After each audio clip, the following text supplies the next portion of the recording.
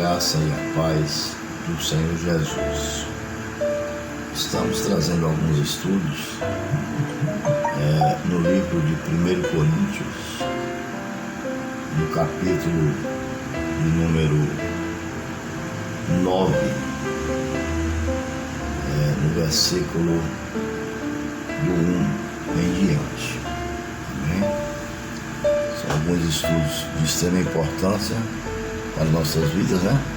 1 Coríntios, capítulo 9, a partir do versículo 1.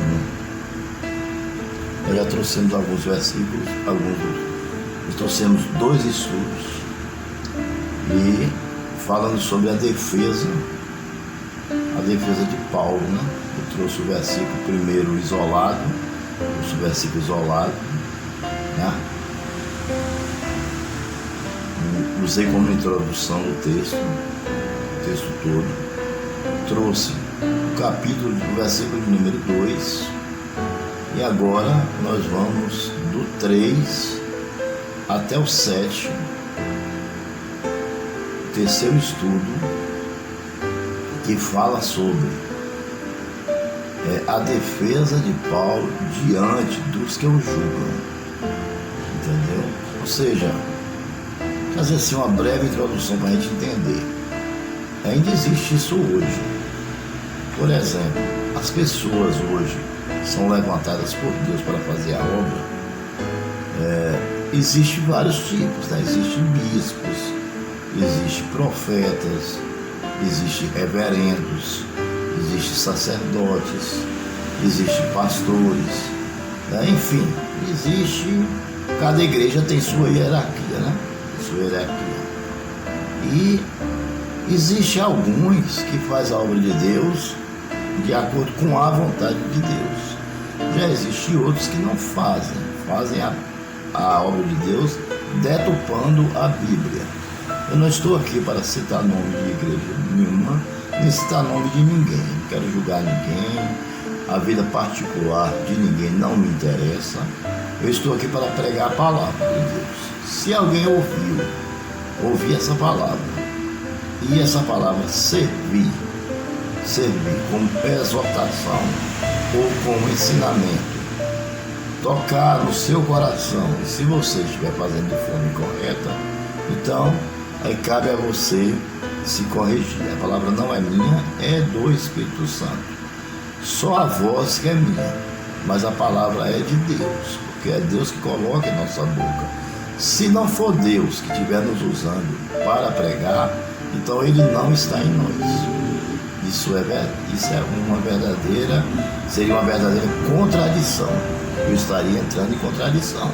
Porque a palavra de Deus diz que quando nós recebemos Jesus em nossa vida e somos fiéis fazendo as coisas de acordo com a sua vontade, Ele está em nós. Então nós devemos pregar de forma correta.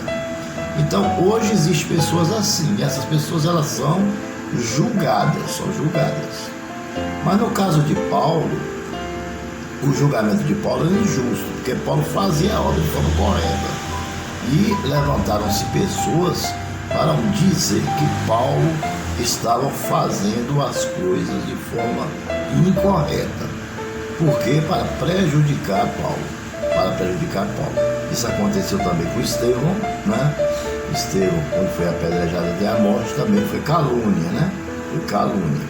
A mesma coisa foi em relação ao apóstolo Paulo. Então, vamos começar aí do versículo de número 3, né? Que vai ter como tema, né? A defesa do apóstolo Paulo, né? Quanto àquelas pessoas que julgaram de forma incorreta. Pois bem, aí diz assim o versículo 3: esta é a minha defesa diante daqueles que me julgam. Amém?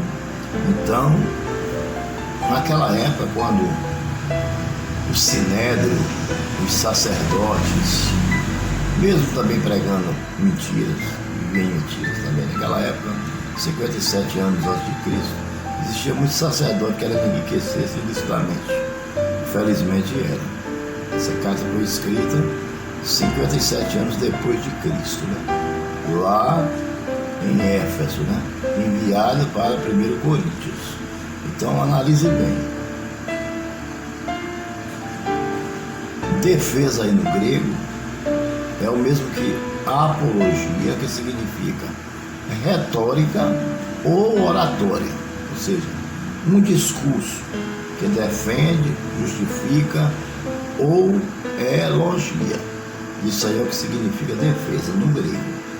Então houve uma retórica de Paulo, né? Retórica de Paulo, ou uma oratória, ou um discurso, para justificar, né, o seu ato, que as pessoas disseram que eles estavam pregando de forma incorreta, né?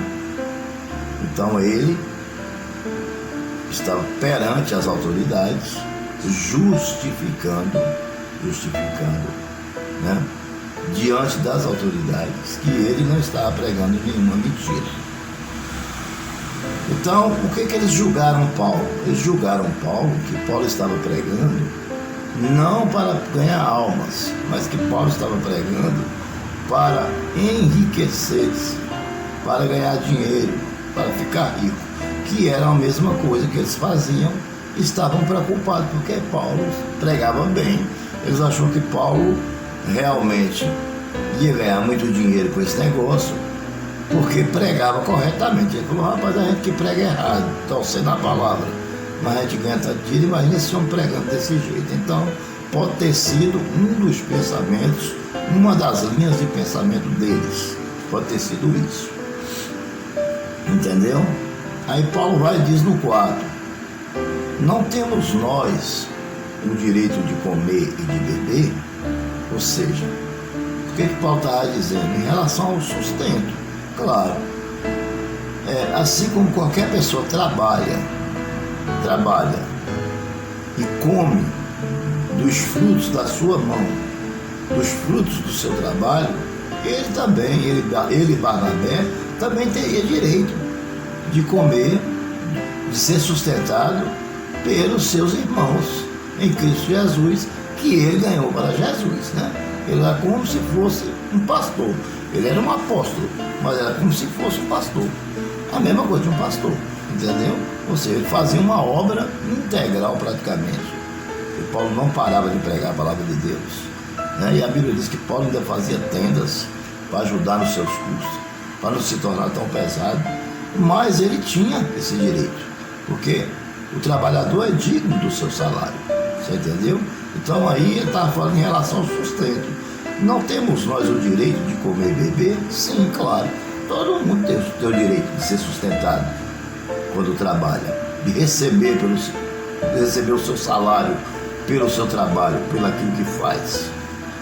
Aí o 5: não temos nós o direito de levar conosco uma esposa crente, como fazem os outros apóstolos, os irmãos do Senhor? E Pedro, no caso Tiago, era casado, mas a esposa de Tiago era crente. E os outros irmãos de Jesus também eram casados com esposas crentes. E Pedro também era casado com esposa crente. E onde eles iam, eles levavam as esposas. Você está entendendo? Eles levavam as esposas, nem em todos os lugares, mas em alguns lugares que dava para levar, eles levavam, porque ia aproveitar para arejar, para passear, para dar um passeio, para conversar com a esposa, para ficar com a esposa a sós. Aquela coisa do casal. Agora tinha que ser crente. Tinha que ser crente, não podia ser de outra denominação. O crente casava com o crente, né? O cristão casava com o cristão naquela época. Hoje as coisas mudou um pouco, né? Hoje em dia, se a mulher for bonita, rica, tiver os olhos verdes e os cabelos louros, meu, o cara não quer saber se ela é crente ou não, saber se tem grana na jogada, né? Infelizmente isso tem acontecido muito, né? Muitos pastores por aí largando as mulheres, né? Mas já de idade, entendeu? Quer dizer, na hora do sofrimento, né? Na hora de cuidar, tanto que ela cuidou dele, agora que ela caiu na idade, então é hora de cuidar, agora vamos lançar fora, né? Vamos cuspir no prato que comeu, né? Aí é complicado, né, meu irmão? Aí fica difícil, não pode. De jeito nenhum, né? Aí, nesse caso aí, quando Paulo fala, se ele não tem direito a uma esposa, a levar a esposa com ele, assim como Pedro, assim como os irmãos de Jesus, ele fala em relação à vida amorosa entre Cristo, a vida amorosa em Cristo Jesus, sendo os dois crentes e tementes a Deus, né? Ou seja, casar não é pecado. Tem algumas instituições religiosas que não aceitam o casamento, mas o casamento não é pecado. Você entendeu?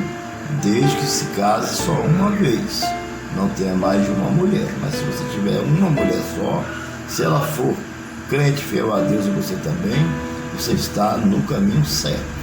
Amém? Vamos lá para o versículo número 6. Vamos ver o que Paulo diz.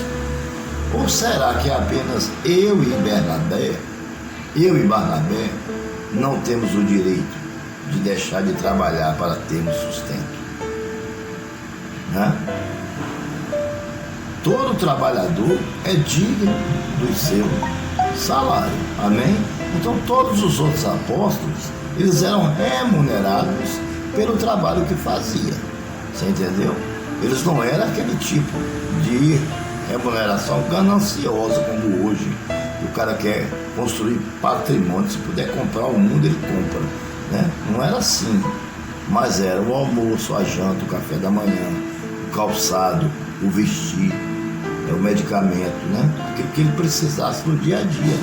Então a igreja supria as suas necessidades, ela supria as suas necessidades, não só deles, mas das viúvas, dos órfãos, né? Dos trabalhadores que ajudavam ele na igreja, que eram trabalhadores integral na igreja. Então aqueles recebiam da igreja, né, a sua cesta básica, o básico para o dia a dia de suas vidas. Então, como é que a pessoa vai viver sem comer? Deve o saco vazio ficar de pé? Não tem como. Você está entendendo? Então eles estavam dizendo que Paulo estava trabalhando, fazendo a obra, porque estava interessado em ficar rico. E Paulo estava provando que não, que é necessário recebermos algo por qualquer trabalho que fazemos, porque senão a gente morre de fome. Amém? Vamos lá para o versículo número 7. Quem serve como soldado às suas próprias custas? Quem serve como soldado às suas próprias custas? Uma pergunta. Quem planta uma vinha e não come do seu fruto? Quem apacenta um rebanho e não bebe do seu leite? Então, é aquela história. Se você planta uma vinha é porque você quer comer da fruta, tomar do vinho. Se você cuida de um rebanho, seja de cabra, de vaca, de ovelha, de que for, você quer tomar do leite. Se você cria galinha, é porque você quer comer da carne dela. Se você planta feijão, você quer que logo, porque vem as primeiras lavouras, e você pega logo aquele feijão verde, né? E faz o feijão verde com carninha de charque, picadinha, pimentão, cebola, coentro, né? Aí coloca a farofinha, né? Mexe, você entendeu que é uma delícia, né? Nós chamamos de arrumadinho, né? São os primeiros frutos que nós comemos, você entendeu? Então o nosso prazer é esse, nós plantamos, ele quer comer. Se você plantou o milho, as primeiras espigas que nascem, bonitas, você tira 10 espigas daquela, leva para casa, senta com a família, né? Naquele banquinho de madeira de antigamente. Naquele tempo a gente era feliz e não sabia. Essa é a verdade, né? É o tempinho do banquinho de madeira, né? Aí coloca a espiga passar, vai ficando pronta, vai virando com aquele carinho, né?